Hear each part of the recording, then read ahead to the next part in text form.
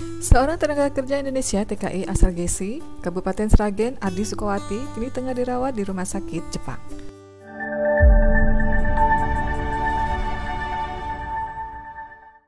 Ardi yang baru berangkat ke Jepang pada Desember 2023 didiagnosa mengalami gangguan pada otak.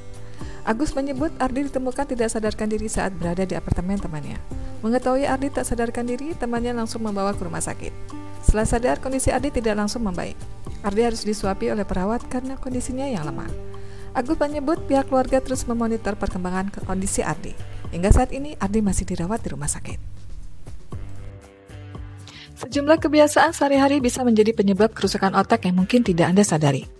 Jika Anda mengalami kerusakan otak, beberapa tanda akan muncul, bisa dari segi kognitif, perspeksi, fisik, atau perilaku emosional. Contoh tanda-tanda kerusakan otak yang mungkin terjadi seperti kesulitan memproses informasi, kesulitan dalam mengungkapkan pikiran, perubahan dalam penglihatan, pendengaran atau indera peraba, disorientasi spasial, sakit kepala terus-menerus atau persisten, kelelahan mental yang ekstrim, mudah marah dan tidak sabaran, emosi atau reaksi yang datar atau meningkat. Sementara itu, ada beberapa kebiasaan yang bisa menjadi penyebab kerusakan otak jika dilakukan terus-menerus. 1. Kurang tidur. Kebiasaan kurang tidur mungkin disepelekan, tetapi bisa menyebabkan kerusakan otak. Mungkin efeknya tidak akan Anda rasakan seketika, melainkan perlahan. Kebiasaan buruk ini menyebabkan penyakit seperti demensia atau penyakit Alzheimer. Kebutuhan tidur manusia secara spesifik dibagi dalam 9 kategori menurut National Sleep Foundation, yaitu bayi baru lahir 0-3 bulan 14 hingga 17 jam, bayi 4 hingga 11 bulan 12 hingga 15 jam, batita 1 hingga 2 tahun 11 hingga 14 jam, balita atau anak-anak prasekolah 3 hingga 5 tahun 10 hingga 13 jam, anak usia sekolah 6 hingga 13 tahun 9 hingga 11 jam, remaja 14 hingga 17 tahun 8 hingga 10 jam, dewasa awal 18 hingga 25 tahun 7 sampai 9 jam, dewasa 26 hingga 64 tahun 7 hingga 9 jam, lansia 65 tahun ke atas 7 hingga 8 jam. 2. Banyak makan makanan siap saji. Mengonsumsi banyak hamburger, kentang goreng, keripik kentang, dan minuman ringan bisa mempengaruhi otak. Makanan dan minuman siap saji atau kemasan ini mengecilkan bagian otak yang terkait dengan pembelajaran, ingatan, dan kesehatan mental. Lebih baik Anda makan aneka buah beri, biji-bijian, kacang-kacangan, dan sayuran berdaun hijau untuk mencegah kerusakan otak dan fungsinya terjaga. 3. Menggunakan headphone atau earbud dengan volume tinggi. Penggunaan headphone volume tinggi perlu Anda waspadai karena bisa menjadi penyebab kerusakan otak. Menggunakan headphone volume tinggi dapat menghilangkan jaringan otak, terutama pada orang tua yang lebih rentan.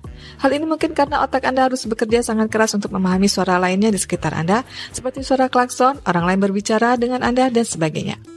Sehingga saat itu otak menjadi tidak dapat menyimpan apa yang Anda dengar ke dalam ingatan dengan baik. Selain itu, kebiasaan buruk ini dapat merusak pendengaran secara permanen hanya dalam 30 menit.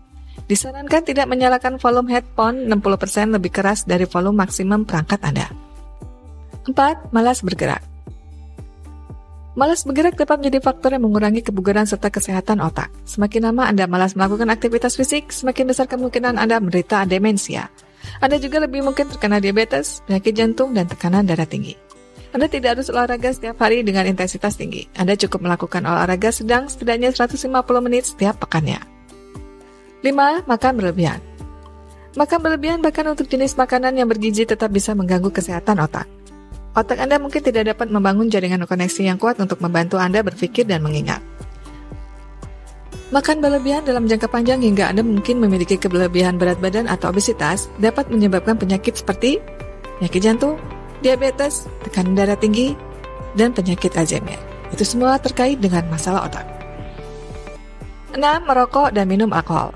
Mengkonsumsi alkohol dan merokok rutin bisa menyebabkan kerusakan otak dan hati. Alkohol yang masuk di dalam tubuh dipecah menjadi asetaldehida. Zat ini dapat mengganggu neurotransmitter di otak, sehingga akan menghambat transmisi sinyal otak dan menyebabkan aktivitas otak yang lambat, depresi, dan masalah lainnya. Merokok juga menyebabkan penurunan fungsi kognitif dan munculnya penyakit Alzheimer di kemudian hari. 7. Mengonsumsi narkoba. Narkoba seperti marijuana, kokain, dan heroin memiliki sifat adiktif yang mengganggu serotonin dan dopamin. Keduanya adalah bahan kimia penting di otak yang mengatur suasana hati. Beberapa penelitian telah menunjukkan bahwa penyalahgunaan narkoba jangka panjang akan menyebabkan kerusakan otak. Hal tersebut seringkali merusak bagian otak yang bertugas untuk mempengaruhi pengambilan keputusan, konsentrasi, dan kemampuan kognitif. Penyalahgunaan obat ini bahkan dapat memicu gangguan mental seperti depresi dan kecemasan. 8. Mengurung diri di tempat gelap. Manusia ditakdirkan untuk menjadi makhluk sosial jika kita berkembang dalam hubungan dan interaksi. Tidak bersosialisasi atau menarik diri dari lingkungan dalam waktu lama dapat menyebabkan kerusakan saraf dengan menurunkan kemampuan kognitif.